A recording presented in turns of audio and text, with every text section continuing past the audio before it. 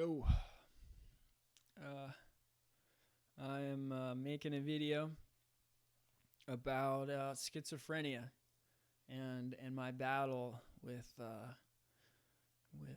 with being schizophrenic or being labeled as someone who has schizophrenia. So first, I'd like to give a little definition of the illness. It's a mental illness. It has a very broad spectrum of symptoms, and it is very actually prevalent. One out of every 100 people is going to experience some symptoms of schizophrenia. A quick working definition of my understanding of it is the split mind, and your mind is not split into two personalities, but split from reality. You perceive things that aren't real, or from a different reality, or something like this. Symptoms. The most prevalent symptom, to my understanding, is hearing voices. You hear voices. You also might see things that aren't there, like visual hallucinations. And also your thoughts can become scattered or fragmented. Or for me, it's more like I feel like I have thoughts that aren't my own thoughts. Like somebody is forcing thoughts into my head that aren't my thoughts. And I mean, I think everybody experiences this to some extent, but for someone suffering from this illness, it's just a lot. It's just multiplied a lot. It's on a lot bigger scheme of this. And another symptom is this kind of thing manifests in their movement, in their bodily movement. Like their movement is abstract or just different or something. I don't personally think I suffered in this way. Besides the fact that I do kind of have like a twitch kind of thing now, and from what I've studied, it was most likely caused by the medication that was forced on me. And I mean, sometimes, when I'm lying in bed at night or something, or when I'm resting, I'll just feel like a muscle just kind of, just like twitch a little bit. Just kind of like everyone has this kind of thing, just, like when your eye kind of twitches like that, but before it was something I would experience like once a month or once every couple of months, I have some kind of like weird, like twitchy sensation or something. But now it's like an everyday thing, whenever I'm resting or laying down, I have, a major muscle group, like my leg or my back or something, will just, constantly just like twitch every now and then. And it's not terrible or anything, but it's just weird, man, and I don't like it. But so anyway, there's a quick a definition of schizophrenia. Like I said, I mean, roughly one in 100 people have it.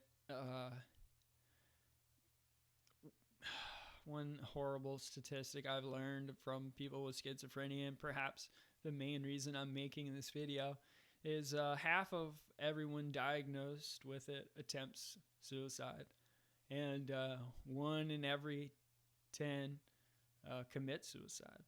So it's emotionally, it's very depressing, to be diagnosed with this mental illness or to suffer from its symptoms. It's just I know at the onset of my symptoms, I personally, just it was devastating, completely devastating. So I'd like to talk about my symptoms a little bit. I've been schizophrenic for roughly 2 years. Probably, 2 years to 2.5 years. The onset of schizophrenia is slow. As it's kind of coming into your life, it creeps in really slowly. My first possible delusion that I can remember would be as I was playing video games, I thought that the creators of the game were picking on me, like the games I was playing just weren't fair, and I couldn't win because they were messing with me or something like this. And I would hear, like my name in the game, and I just thought that they were just making fun of me. Maybe they knew who I was, and they were just joking around with me. But I would get like go into rage. Why are you doing this to me? And just kind of flipping out and just not understanding what was going on. And eventually, it manifested into my everyday life, where I'm just like, I started to actually hear voices, that weren't there. And I even found myself talking back to them. And once I got to that point roughly 2 years ago and had to come to terms with the fact that, okay, I'm hearing voices, it was so devastating, man. And I understand the attempt to suicides. I actually, once I really realized it, I myself, one day, just in just mental devastation, I swam out to almost the outer bar, just in clothes on, in like March or something. The water was freezing, and I was just swimming as hard as I could, just cursing and just, I just wanted the sharks to eat me, or that I accidentally drowned myself. I mean, I couldn't kill myself, but I was just sad, and I was just angry, and I didn't want to be here anymore. I was just suffering emotionally and spiritually and physically even. I mean, just it was tough. I don't really know how to explain, the onset and dealing with it. It is definitely just very, very difficult to do. I mean, and I would deny it. I would deny, I'm not hearing this. It'll go away if I just deny it. And I didn't tell anybody, dude. I didn't tell one person for like a year, and then I told one person after a year of dealing with it. I told one person. I wouldn't tell my wife, wouldn't tell my family. I told a guy who's a spiritual leader in my community, Bob McBride. I'm like, Bob, dude, I'm hearing voices, dude. I don't know what to do, dude. I mean, you think I'm losing it, or what do you think's up? And he's just like, I don't know, Joe. I mean, he had a daughter that had mental issues, and so I considered him. I'd fished with him for a couple years. He had been the leader of my youth group, so I still consider him, a really good guy to talk to about my issue. Bob's really been there for me, and been a great friend, and I really commend him and have a lot of respect for him for being there for me. But basically, he didn't really know what to tell me, and he just said, Joe, you're a great surfer, I mean, just stand up to him, stand up to those voices like you stand up to the waves in the ocean, and so I took that advice and I thought about it, and I was just like, he's right, that's what I'll do. I'll just stand up to it. I'll be okay, like this isn't gonna take me out. I can deal with this, and so I kept not telling anybody, and I wouldn't share it, and I tried to just deal with it. I thought I could maybe, and it would go away, and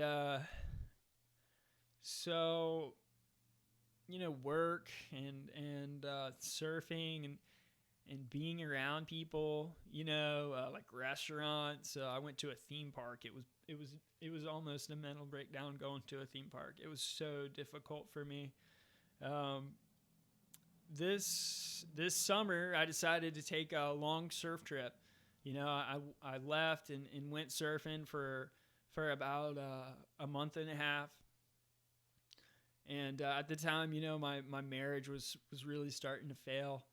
And so, I admit I kind of wanted to just get away from everybody and everything, and while I was on my surf trip, I really just spent a lot of time alone, I didn't really want to be around people. I didn't want to talk to people, and I would just sit in my room and I'd read the Bible, and I tried to really have like a really healthy diet, and I exercised all the time. I surfed all the time, stretching and running, and I was just doing everything I could just to try to be healthy, get my body healthy and my mind healthy. I wouldn't look at the internet very much or anything like this. I tried to just completely like cleanse my mind of everybody and every possible outer influence that I could take out.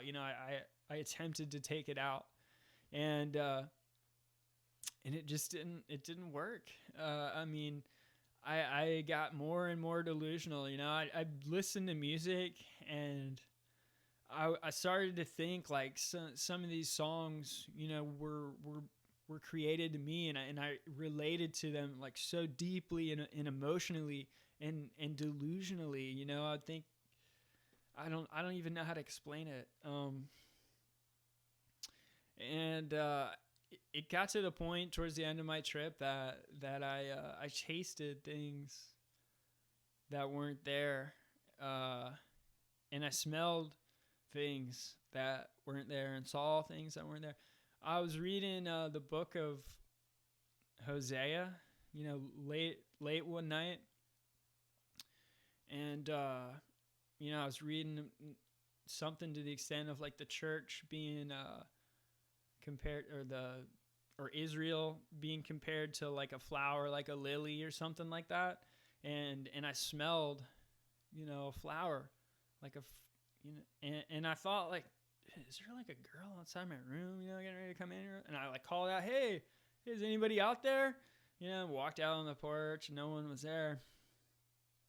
I laid back down in the bed and I started continuing to read. I'm like, yeah, that was a flower I was just reading about. And then I read over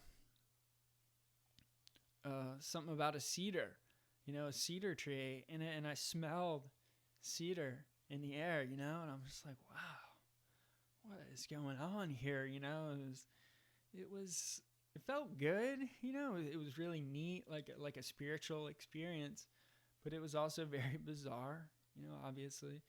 And so also I started to see like a dark, 3 times I saw like a darkness kind of like out of the corner of my eye, like a shifting shadow, or like a dark patch in my peripheral vision, or something like this. And I equated it to Satan or a demonic presence or something like this. And the last night of my trip, I either had a vision or hallucinated. I believe it's a vision still, but of course, a doctor would tell me that it was a hallucination. If you want to hear about it, I made a video about it. You can check it out on my YouTube page. And so anyway, after the hallucination, instead of kind of going with any prior working theories that I had with the voices, let me explain my 2 working theories that I had created for the voices in my head. One was, I figured that there was a TV show made of me and my life, and my wife knew about it. And it was made by the gaming company Activision. Somehow they had gotten some kind of like bug in my ear that I didn't know about, and they were just kind of influencing me to act and be a certain way for their TV show. And of course, I realized that this was somewhat delusional, or could be somewhat delusional, and I didn't really tell anyone about it because it was embarrassing. But I was hearing a voice. I didn't know how to explain it. And my other working theory was that it was both angels and demons that were just, speaking to me. And so after the vision, I equated the voices to be angels. and basically everything they said, I listened to and believed, and I became just massively delusional. And most of my delusions were of, religious type things. And so I was having, somewhat of a psychotic breakdown. And so the next day I decided, okay, it's time to go home, And so I flew home. I hadn't had any sleep the prior night. And I fly home, staying, get there late. My wife had to work a double that day, came to pick me up. I'm telling her about the vision, as we get in the hotel room and about all these crazy delusional thoughts. She's like near in tears the whole time, and I'm just completely delusional. I don't even want to speak of some of the things I said. They're quite shameful and embarrassing. But I didn't sleep any that night either.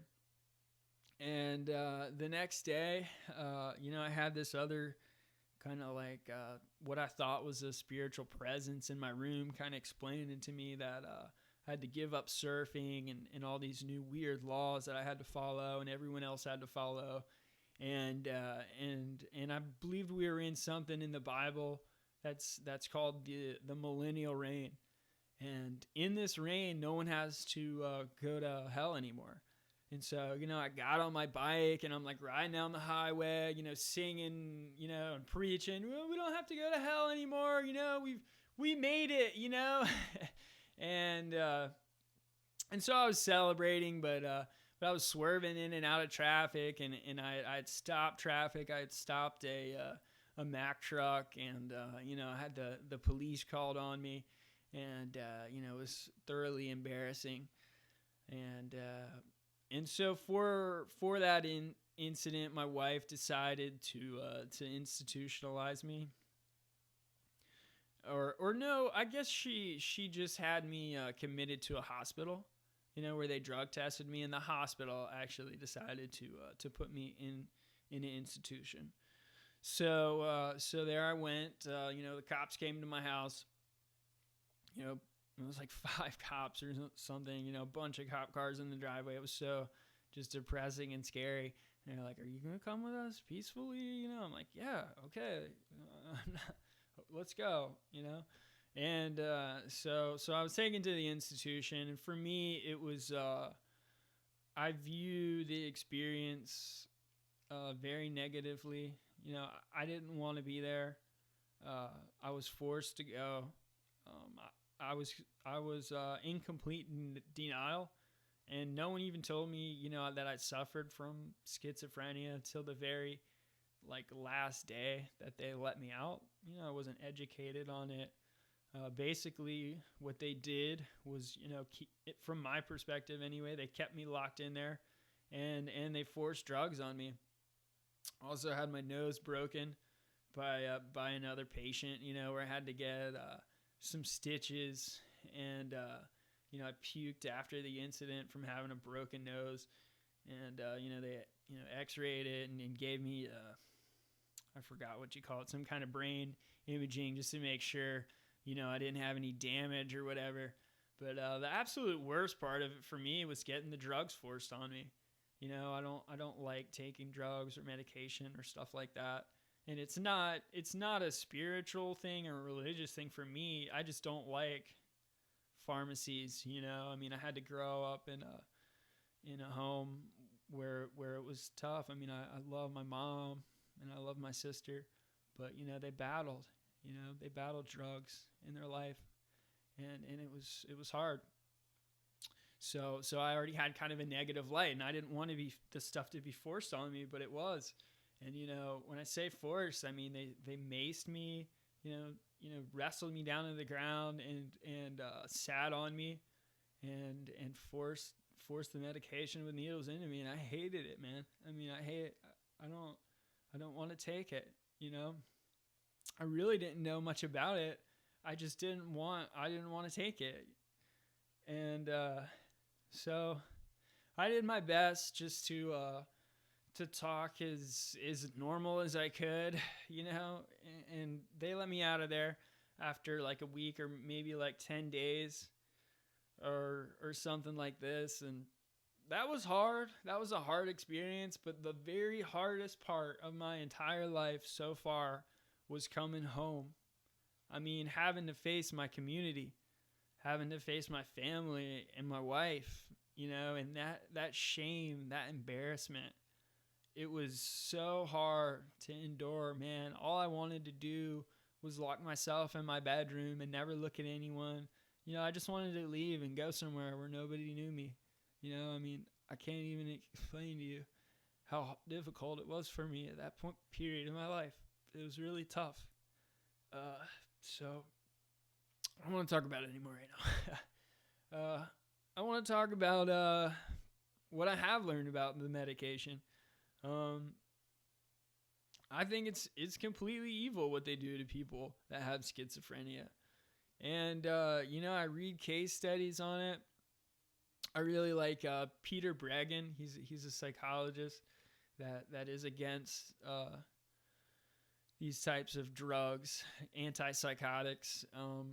I'm against antipsychotics. I mean, amphetamines, antidepressants, opiates. I mean, I'm sure that they all have their place in medicine, but I just see them as way overly prescribed, overly used, and severely damaging to our society. But antipsychotics basically block, your dopamine and serotonin receptors, if I understand this correctly. And, studies have proven that this actually shrinks your brain. The more you take, the longer you take it, the more your brain shrinks and dies. Just like, the same thing kind of happens, after you reach the age of 30, it slowly happens. But when you take these drugs, I mean, it just speeds up that process. And it generally takes about 20 years off your life by taking this medication. And, I mean, do I suffer from the symptoms of the illness? Yes. I mean, do I want relief? Yes.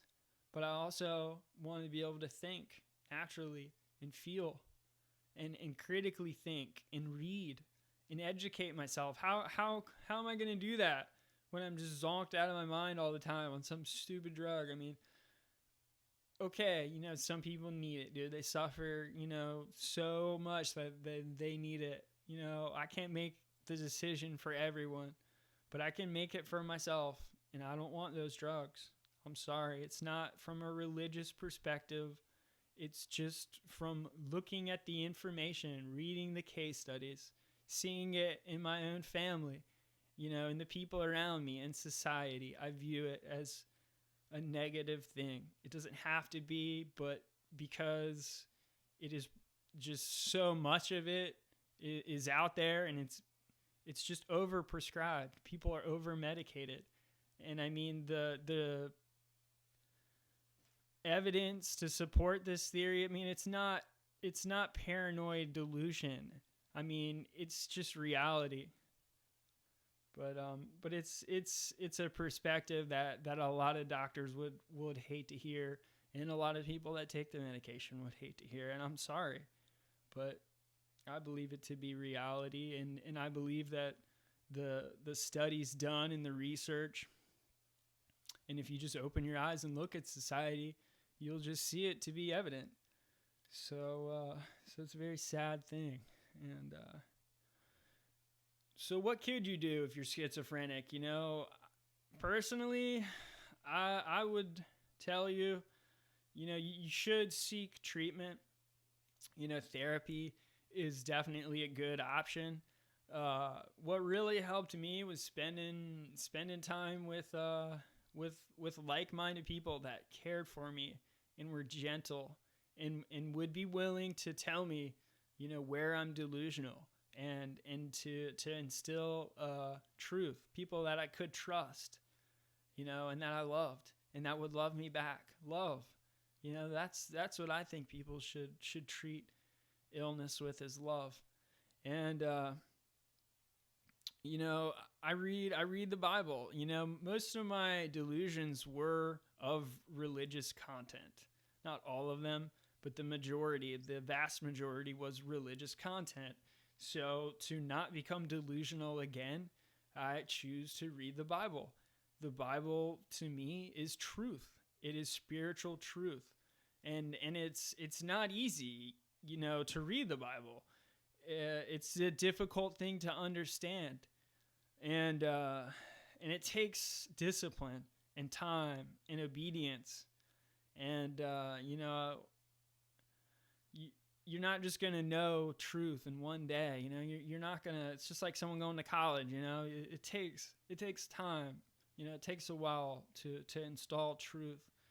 But I would also recommend, getting around, leaders and pastors and spiritual leaders that will gently, just help you out, push you in the right direction, be there for you.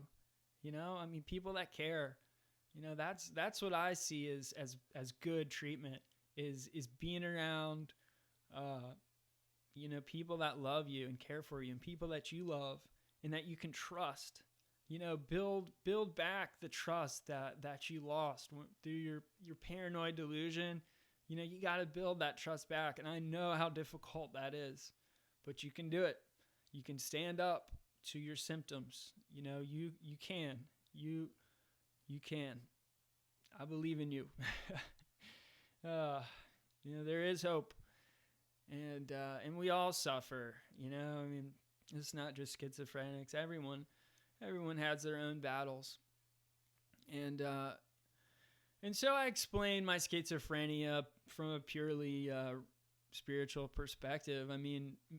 Science hasn't found the cause of schizophrenia, and I believe, the working definition, and even though it's a very all-encompassing definition of mental illness, it's just the way it is. Everybody is different, and I think the mental illness for everyone is different, and it's just not very well understood. It's just such a tough, all-encompassing just thing, that we try to explain something that's spiritual from more of a scientific or even possibly atheist perspective that I don't think will ever be understood. Because an atheist or someone who wasn't a child of God can't understand something spiritual. It's just as simple as that. Will science one day explain the schizophrenic mind? I guess you could somehow find some chemical thing, some part of the brain or something. I hope that they do, but to now, I don't see any evidence of it, no scientific evidence, showing the cause of it or really even understanding it. Most of the evidence, that we used to have, that we thought was just symptoms caused by the drugs that people take to combat it. So, anyway, I'd like to just read a little bit of the Bible just to kind of come to a conclusion of this video. And it is mostly for someone's, suffering with schizophrenia. And for me, when I found this in the Bible, it really helped. So did reading the book of Job. Job endures a demonic persecution, oppression. I don't think that someone with a mental illness is possessed. I don't think they're demon possessed, but I believe in spiritual warfare. I believe in the spiritual realm, and I think that everybody is to some extent. They're in a battle. They are oppressed by darkness in this world and spiritual forces. I've always believed that. Even pretty much mostly my whole life. So anyway, I'd like to read about this passage of Paul. And Paul had some visions about heaven. And, he kind of found out that he was going to be this great apostle and do a lot of work for God. And he's kind of talking about it, somewhat boasting about it. in 2 Corinthians. And then he starts to talk about this thorn in his side. And this is chapter 12. And I'm going to start at verse 7. To keep me from becoming conceited because of these surpassingly great revelations, there was given me a thorn in my flesh, a messenger of Satan to torment me. 3 times I pleaded with the Lord to take it away, but he said to me, "My grace is sufficient for you. My power is made perfect in weakness. Therefore, I will boast all the more gladly about my weaknesses, so that Christ's power may rest on me. That is why, for Christ's sake, I delight in weaknesses, in insults, in hardships, in persecutions, in difficulties. For when I am weak, then I am strong." This verse is definitely very highly there's a lot of interpretations of it. You know, some people think it's some kind of thing where he still has the scales in his eyes that are talked about at the beginning of his ministry. I think probably the most widely accepted interpretation is that Paul is like the people around him are being influenced by evil forces to kind of stop him and stop his ministry. But you know, for someone suffering from schizophrenia, a messenger sent from Satan to torment him. You know, I think that anyone suffering from schizophrenia could really relate to that. You know, and if that's not what Paul is talking about, Paul is still suffering. You know, and so it just means a lot to me. You know, and it made me feel a lot better about my condition and my suffering, and it gives me hope that I could become a better person. You know, I definitely feel like I have a very I don't know, you know, it's kind of like martial arts training. You know, if you have a good sparring partner, you're probably going to become a better fighter. So, I mean, in the spiritual realm, if you have some Satan, or not Satan himself, but I mean a demon just constantly punching you in the nose and, you know, beating you up spiritually, mentally, you know, you're going to get used to what he's going to do, and his lies and his deceit. And so that's how I choose to look at it. And I am fearful, you know, that I'll become delusional again. But I hope that the people around me will protect me, you know, the groups that I'm involved with, and prayer, and I rely on the church and the people around me, and I hope that I could be of help to them by my understanding of the enemy. So I know that I'm probably not going to be a help very much to people that have schizophrenia that aren't religious or believe in Christ, but for the ones that do, you know, I feel like I would be incredibly helpful for them. And for anyone that has schizophrenia, just to know that someone else that has it, you know, that isn't, you know, I don't take drugs, you know, I'm, you know, not a complete failure in life. You know, I still hold down a job. I you know, pay a mortgage. You know, I still got my house, and things are incredibly hard for me, you know, and I suffer day to day, and it is, of course, very, very sad, but I can deal with it, and I think that in the end I'll become a better person from my suffering, and it's scary, but I rely on God to do eventually what He promised to do, you know, to make me whole, and to give me life eternally. a clean and pure life and a sound mind. And well, thanks for listening. And I hope to be to some positive influence to you other schizophrenics out there. All right.